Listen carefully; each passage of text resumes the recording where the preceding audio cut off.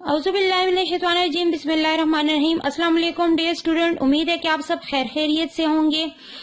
Unit number 8 हमने आज start करना है, that is the thermal properties of the matter. इस यूनिट से पहले यूनिट नंबर 7 में हमने पढ़ा था physical properties of the matter के बारे में, स्टेट्स ऑफ द मैटर के बारे में, उससे रिलेटेड चेंजेस के बारे में हमने पढ़ा था, वहां पर रिलेटेड प्रिंसिपल्स के बारे में हमने पढ़ा था, उसकी कंट्रैक्शन के बारे में पढ़ा था, एक्सपेंशन के बारे में पढ़ा था। इस यूनिट में यूनिट नंबर 8 में हमारा मेन फोकस होगा कि हमारे पास फिजिकल जो हमारे पास प्रॉपर्टीज ऑफ द मैटर में चेंजेस आती हैं, किस वजह से, थर्म की वजह से, हीट की वजह से जो चेंजेस आती है वो सारा कुछ हम इस यूनिट में स्टडी करेंगे।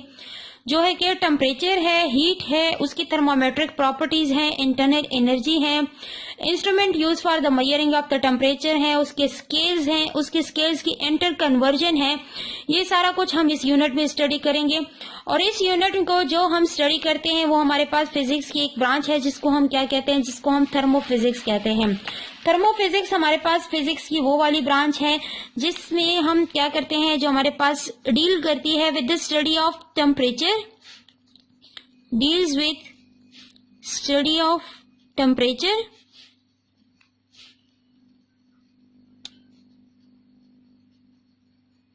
Study of temperature, heat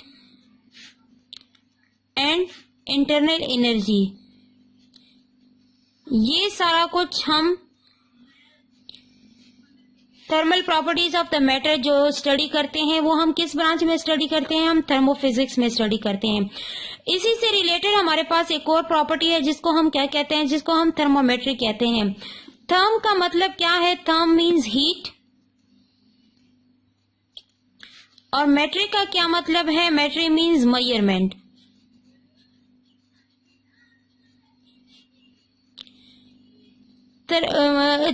thermometric का मतलब क्या है कि हम हीट को मेजर करने के लिए जो प्रॉपर्टी उसकी यूज करते हैं, उस प्रॉपर्टी को हम क्या कहते हैं, उसको हम थर्मोमेट्री कहते हैं।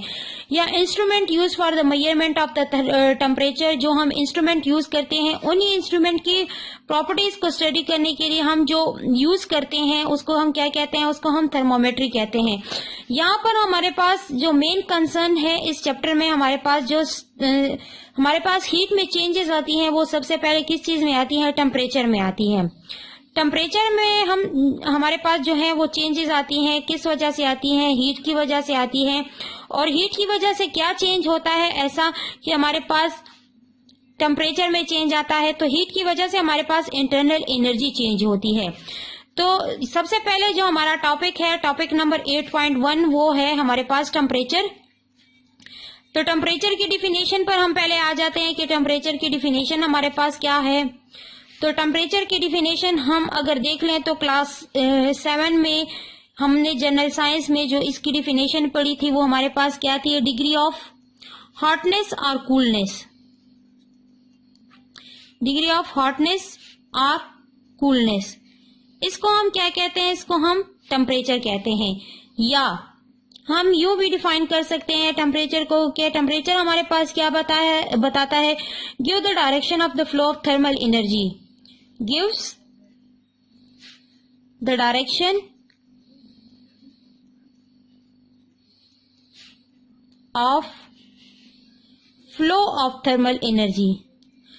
अब हमारे पास ये डायरेक्शन किस तरह से बताता है, थर्मल एनर्जी जब हमारे पास किसी भी ऑब्जेक्ट को हीट मिलती है, थर्मल एनर्जी का क्या मतलब है, हीट, कि हम किसी भी ऑब्जेक्ट को जब हीट करते हैं तो हमारे पास क्या होता है कि वो ऑब्जेक्ट हमारे पास हीटिंग स्टार्ट कर देता है। तो उसकी किस चीज में चेंजेस आ जाती हैं, उसकी टेम्परेचर में चेंजेस आ जाती हैं। तो जब टेम्परेचर में चेंज आएगी तो ऑब्जेक्ट के हमारे पास क्या होना शुरू हो जाएगा, वो हमारे पास हीट अप होना शुरू हो जाएगा। तो हमें पता चल जाएगा कि हमारे पास जो ऑब्जेक्ट है वो हमारे पास उसके टेम्परेचर में मेन चेंज आया है। तो उसी टेम्परेचर के अकॉर्डिंग हमें पता चल जाएगा, वो हमें डायरेक्शन बताता चला जाएगा कि हमारे पास थर्मल एनर्जी किस डायरेक्शन में ट्रांसफर हो रही है। अब हमारे पास जो एक और डिफिनेशन आ जाती है, तो हम काइनेटिक मॉलिक्यूलर थ्योरी के बेस पर करते हैं। काइनेटिक मॉलिक्यूलर थ्योरी के बेस पर हमारे पास जो टेम्परेचर की डिफिनेशन आ जाती है वो हमारे पास है, काइनेटिक मॉलिक्यूलर थ्योरी के बेसिस पर हम यहाँ पर इसके साथ बेसिस लिख लेते हैं। ताकि हमें पता चले कि हम कौन सी डिफिनेशन को स्टडी कर रहे हैं। तो काइनेटिक मॉलिक्यूलर थ्योरी के बेस पर अगर हम स्टडी कर लें तो हमारे पास टेम्परेचर की डिफिनेशन आ जाती है कि average kinetic energy of molecules, कि हमारे पास kinetic energy of the molecule, कौन सी kinetic energy, average kinetic energy. Average means कि हमारे पास total kinetic energy of the molecule जो है उसको हम स्टडी कर रहे हैं, तो वो हमारे पास क्या दे रहा है, वो हमारे पास टेम्परेचर दे रहा है। अब kinetic molecular theory of KMT से मैं इसको रिप्रेजेंट कर रही हूँ, यहाँ पर मैं लिख रही हूँ। काइनेटिक मॉलिक्यूलर थ्योरी हमें क्या बताती है? काइनेटिक मॉलिक्यूलर थ्योरी हमें बताती है कि हमारे पास क्या है, हमने इससे पहले वाले यूनिट में पढ़ा था कि हमारे पास स्टेट्स ऑफ मैटर हैं, स्टेट्स ऑफ मैटर हैं, ठीक है। हमारे पास 3 स्टेट्स हैं, हमारे पास सॉलिड है, लिक्विड है और गैसेस हैं। अब सॉलिड, लिक्विड और गैस में हमने काइनेटिक मॉलिक्यूलर थ्योरी में पढ़ा था कि सॉलिड के मॉलिक्यूल्स हमारे पास क्या होते हैं, वो हमारे पास टाइटली बाउंड होते हैं, लिक्विड हमारे पास लिस्ट टाइटली बाउंड होते हैं,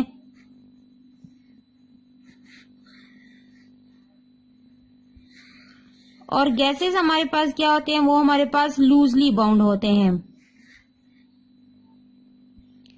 मींस के सॉलिड के दरमियान हमारे पास जो इंटरमॉलिक्यूलर फोर्स होती है वो क्या होती है, वो स्ट्रांग होती है, लिक्विड में फिर उससे थोड़ी सी कम होती है, और गैसेस में क्या होती है कि बिल्कुल ही कम होती है।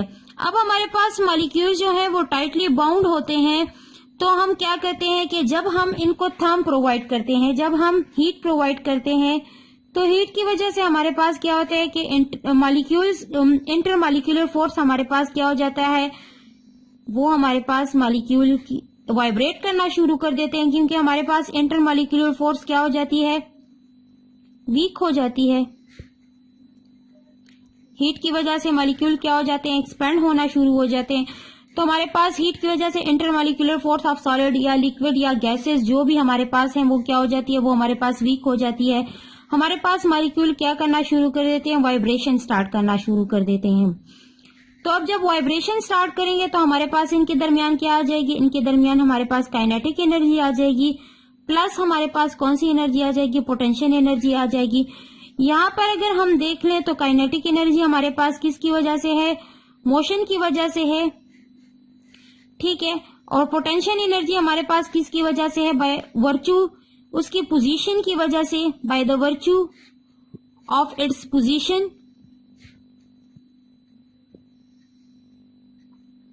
इसकी वजह से है हमारे पास kinetic energy.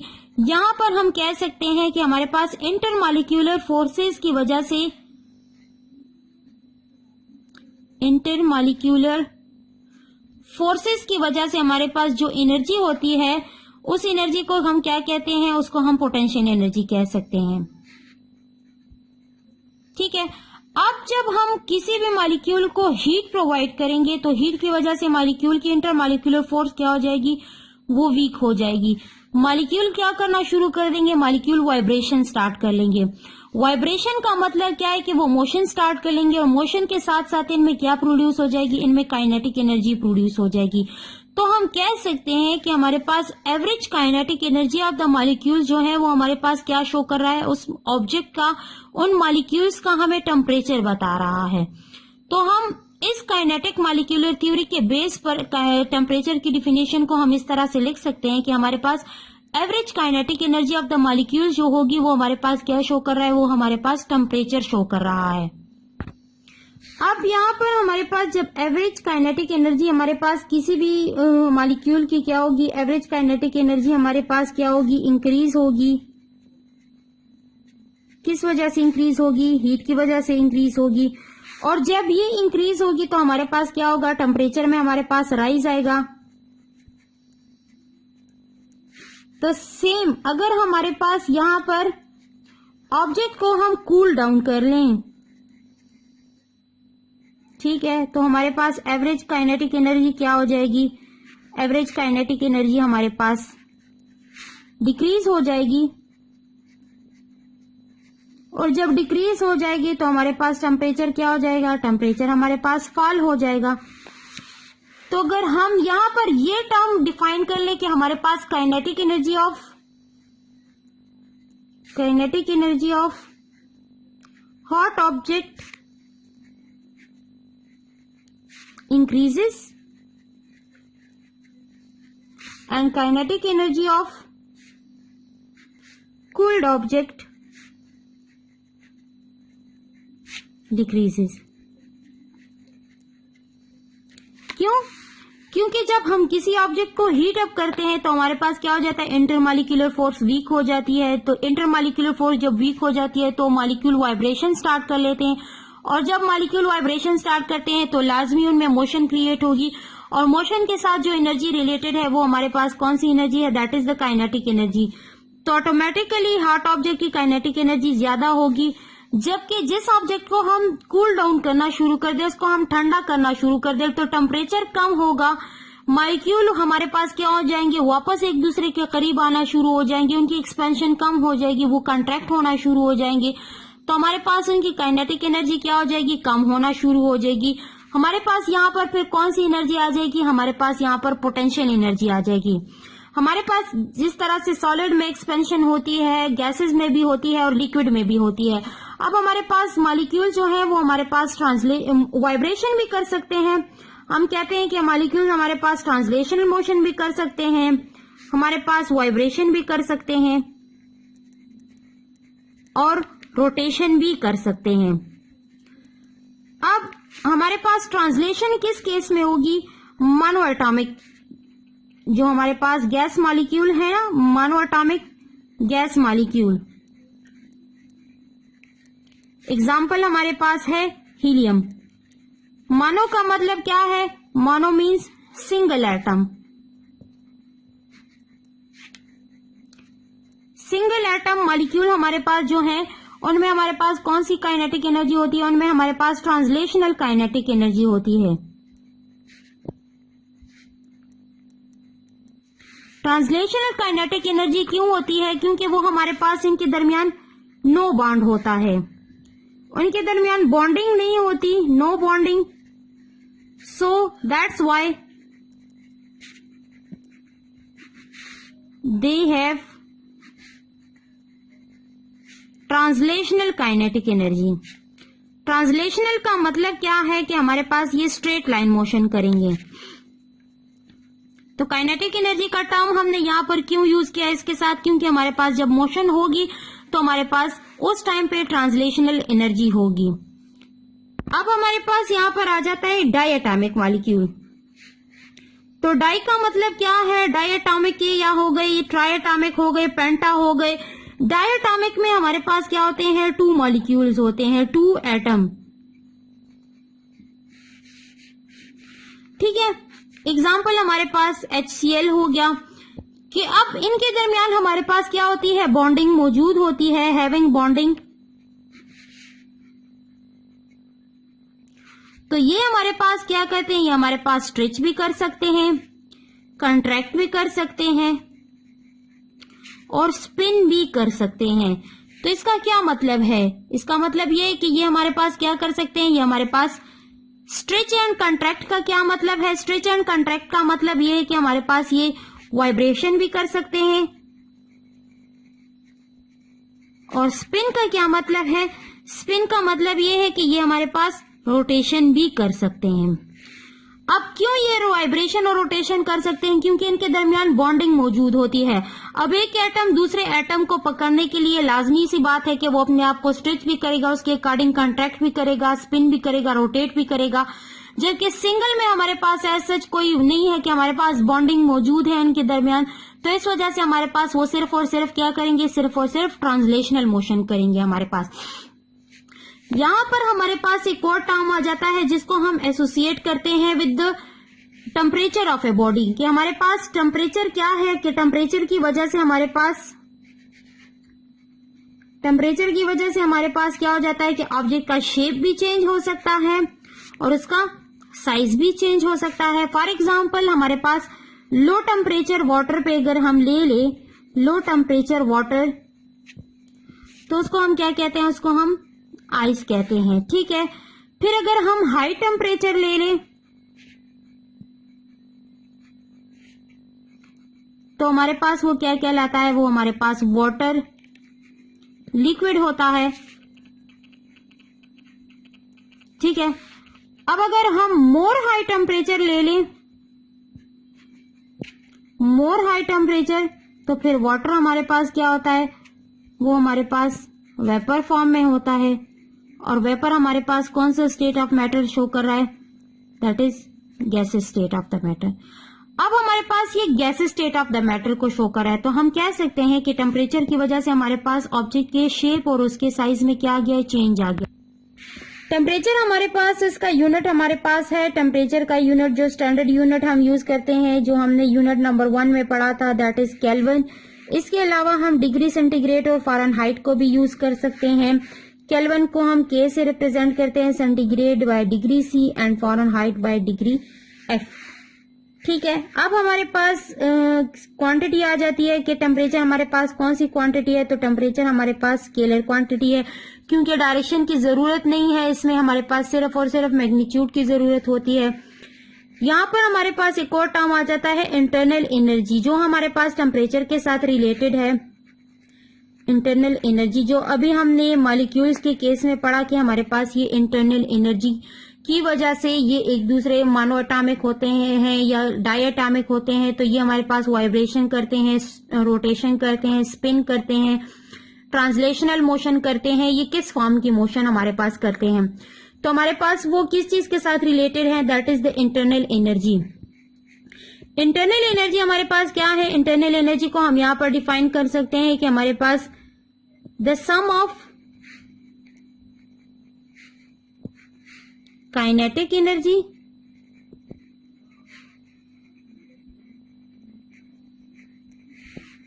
And potential energy of molecules, उसको हम क्या कहते हैं, उसको हम इंटरनल एनर्जी कह सकते हैं। तो अब हमारे पास यहाँ पर दो टर्म्स और आ जाते हैं, एक हमारे पास है थर्मल कांटेक्ट, एक हमारे पास है थर्मल इक्विलिब्रियम। अब थर्मल कांटेक्ट का क्या मतलब है, कांटेक्ट का मतलब है राब्ता, यानी कि हमारे पास एक ऑब्जेक्ट ए है, ये हमारे पास क्या है, ये हमारे पास हॉट है, इसी के करीब हमने एक और ऑब्जेक्ट बी को रख दिया है। तो अगर ऑब्जेक्ट एक हमारे पास हॉट है तो ये हमारे पास क्या करेगा, और ये हमारे पास क्या है, ये हमारे पास कूल तो नहीं कह सकते, हम कह सकते हैं कि ये ठंडा है। चलिए ठीक है, अब हमारे पास ऑब्जेक्ट ए क्या करेगा, ऑब्जेक्ट ए हमारे पास अपनी हीट ट्रांसफर करेगा ऑब्जेक्ट बी की तरफ। अब हमारे पास ऑब्जेक्ट बी की तरफ कंटिन्यूसली ये हीट ट्रांसफर कर रहा है, तो मॉलिक्यूल्स हमारे पास क्या कर रहे हैं, हमारे पास काइनेटिक एनर्जी को ट्रांसफर कर रहे हैं। अच्छा, तो काइनेटिक एनर्जी हमारे पास मॉलिक्यूल क्या कर रहे हैं, ट्रांसफर कर रहे हैं, और हम कह सकते हैं कि हमारे पास कौन सी चीज ट्रांसफर हो रही है, हमारे पास हीट ट्रांसफर हो रही है। अब हमारे पास ये दोनों एक दूसरे के करीब पड़े हैं, तो हमारे पास ये दोनों क्या करेंगे कि ये हॉट ऑब्जेक्ट अपनी इस कूल्ड ऑब्जेक्ट की तरफ अपनी हीट को ट्रांसफर करता रहेगा। तो इसको हम क्या कहते हैं, इसको हम थर्मल कांटेक्ट कहते हैं। अब हमारे पास ये दोनों ऑब्जेक्ट जो हैं एक दूसरे के करीब पड़े हुए हैं, ऑब्जेक्ट ए और ऑब्जेक्ट बी। अब ऑब्जेक्ट ए ने अपनी हीट ट्रांसफर कर दी है ऑब्जेक्ट बी को। अब थोड़ी देर बाद अगर हम देखेंगे तो ऑब्जेक्ट ए और ऑब्जेक्ट बी का टेम्परेचर हमारे पास क्या हो जाएगा, टेम्परेचर हमारे पास दोनों का सेम हो जाएगा। तो ऐसे केस में जब हमारे पास दोनों ऑब्जेक्ट का टेम्परेचर सेम हो जाए तो उसको हम क्या कहते हैं, उसको हम थर्मल इक्विलिब्रियम कहते हैं। When the temperature of two bodies become equal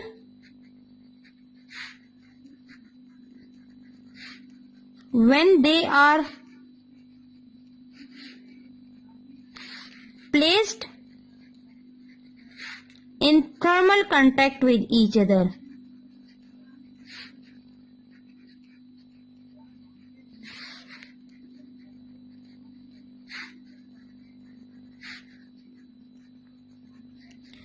तो इसको हम क्या कहते हैं कि हमारे पास टोटल क्या होगी, इंटरनल एनर्जी एक ऑब्जेक्ट ने दूसरे ऑब्जेक्ट को ट्रांसफर कर दी है। तो इसको हम क्या कहते हैं कि हमारे पास सम ऑफ काइनेटिक एनर्जी या हो गई या पोटेंशियल एनर्जी हो गई, तो इसको हम क्या कहते हैं, इसको हम इंटरनल एनर्जी कहते हैं कि हमारे पास इंटरनल एनर्जी है। जो ऑब्जेक्ट की हमारे पास जो इंटरनल एनर्जी होती है कि एक ऑब्जेक्ट ने दूसरे ऑब्जेक्ट को एनर्जी अपनी ट्रांसफर की, किस शेप में, हीट में ट्रांसफर कर दी, तो अब उस ऑब्जेक्ट बी के अंदर जो एनर्जी आ गई, उस सिस्टम के अंदर जो घुस गई है, जो एनर्जी जो ट्रांसफर हो गई है, उसको हम क्या कहते हैं, उसको हम इंटरनल एनर्जी कहते हैं। बुक की तरफ देख लें, बुक में आप लोगों के पास पेज नंबर 198 पर आप लोगों के पास इसका कंसेप्ट दिया हुआ है कि हमारे पास है कि the study of heat transformation into other form of energy is called thermodynamics. कि हमारे पास जो हीट ट्रांसफर होती है एक फॉर्म से दूसरी फॉर्म में, उसको हम क्या कहते हैं, उसको हम थर्मोडायनेमिक्स कहते हैं। थर्मोडायनेमिक्स का कंसेप्ट हमारे पास 18वीं सेंचुरी में स्टार्ट हुआ था, जब हमारे पास फर्स्ट स्टीम इंजन बना था। अच्छा जी, स्टीम इंजन हमारे पास बना था, तो स्टीम इंजन का मतलब ये है कि हमारे पास जो स्टीम की वजह से, भाप की वजह से, हमारे पास वेपर्स की वजह से जो इंजन्स चलते थे, उसमें हमारे पास पावर ट्रेन्स हैं, फैक्ट्रीज हैं, वाटर पंप हैं, कोल माइंस हैं, उसमें हमारे पास क्या था। फिर हमारे पास इंडस्ट्रियल रेवोल्यूशन हुआ। Although the study of the thermodynamics began in the 18th century, it was not until around 1900 that the concept of the thermodynamics linked to the motion of atoms and molecules in solid, liquid and gases. फिर हमारे पास thermodynamics का concept 1800 से start हुआ था, लेकिन 1900 में हमारे पास क्या हो गया, इसका कंसेप्ट बहुत ज्यादा हमारे पास मशहूर हो गया, इसको एक पीक मिल गया, हर एक जगह पर हमारे पास थर्मोडायनेमिक्स का कंसेप्ट यूज होने लगा। फिर इंजीनियर्स ने क्या किया कि स्टीम इंजन को हमारे पास जो है रिप्लेस कर दिया थर्मोडायनेमिक्स के केस से, कि हमारे पास हीट जो है वो एक फॉर्म से दूसरे फॉर्म में ट्रांसफर हो सकती है। तो अब उन्होंने फिर थर्मोडायनेमिक्स का कंसेप्ट यूज करना शुरू कर दिया है। टॉपिक नंबर 8.1 में हमारे पास है temperature. Temperature is a concept we all understand from experience. अपने तजुर्बे से जो चीज हम लर्न करते हैं उसको हम क्या कहते हैं, उसको हम टेम्परेचर कहते हैं। इवन कि एक बच्चे को भी पता चल जाता है कि हमारे पास हॉट चीज कौन सी है या कूल चीज कौन सी है, तो ये वो अपने तजुर्बे से ही सीखता है। Even as small children we learn to perceive hotness and coolness of the object. We hear weather forecasters tells us that temperature will be 32 degrees centigrade today. We hear doctor tells us that our body temperature is 98.6 Fahrenheit. We know from the general science of the class 8 chapter 9 sources and effects of the heat energy. The temperature is defined as the measure of the degree of the hotness and coolness of a body with respect to some standard.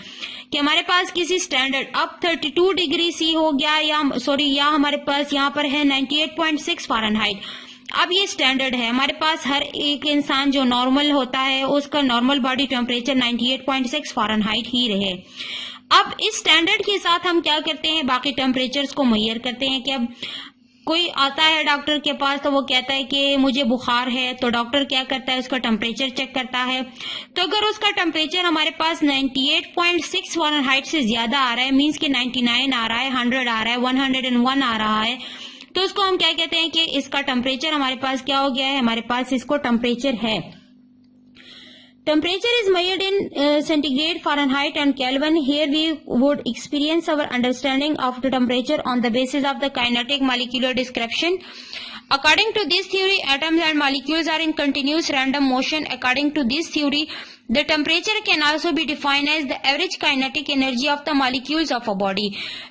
जो मैंने आपको बताया कि kinetic energy के base पर हम इस molecular theory के बेस पर किस तरह से कह सकते हैं कि average kinetic energy of molecule हमारे पास जो है वो टेम्परेचर ऑफ बॉडी को रिप्रेजेंट कर रहा है। तो वो हमने पढ़ लिया है कि किस तरह से हमारे पास हीट की वजह से मॉलिक्यूल्स के दरमियान इंटरमॉलिक्यूलर फोर्स कम होती है, वो वाइब्रेट करना शुरू कर देते हैं, उनके अंदर काइनेटिक एनर्जी प्रोड्यूस हो जाती है। हमारे पास वो एक दूसरे के साथ भी टकराते हैं, वॉइस ऑफ कंटेनर के साथ भी टकराते हैं।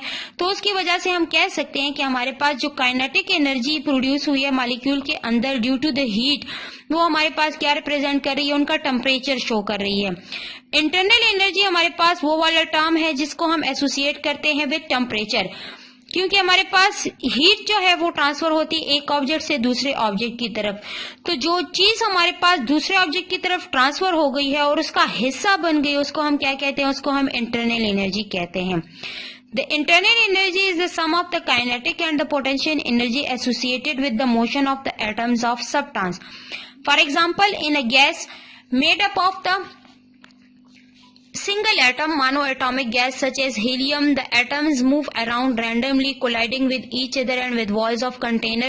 So each atom has some translational kinetic energy. In atoms के दरमियान हमारे पास बॉन्डिंग नहीं होती क्योंकि मोनोएटॉमिक होते हैं, सिंगल एटम्स पर कंसिस्ट होते हैं। तो इसी वजह से वो क्या करते हैं? वो हमारे पास ट्रांसलेशनल काइनेटिक एनर्जी करते हैं। However, if the gas is made up of the molecule with two or more atoms, the molecule can also stretch, contract and spin. So these molecule have other type of the kinetic energy, that is vibrational and rotational kinetic energy. क्यों इनमें इस तरह से होता है? क्योंकि हमारे पास क्या होता है कि इनके दरमियान बॉन्डिंग मौजूद होती है, मॉलिक्यूल के दरमियान बॉन्डिंग होती है। तो इस वजह से हम कह सकते हैं कि इनके दरमियान हमारे पास वाइब्रेशनल और रोटेशनल काइनेटिक एनर्जी मौजूद होती है। Like a gas, molecule and liquid are free to move, but within the confines of the surface of the liquid there is some attraction between the molecules, which means there is some energy stored as molecule approach each other. कि हमारे पास जब molecule एक दूसरे की तरफ पहुंचेंगे तो लाजमी सी बात है कि उनको कुछ एनर्जी की जरूरत होगी। जिस तरह से हम कहते हैं कि हमने यहाँ से मूव करके जाना है स्कूल की तरफ पैदल, तो हम जब पैदल मूव करेंगे तो लाजमी सी बात है कि हमें एनर्जी की जरूरत होगी, और वो एनर्जी हमें कहाँ से मिलेगी? हम फूड से हासिल करेंगे।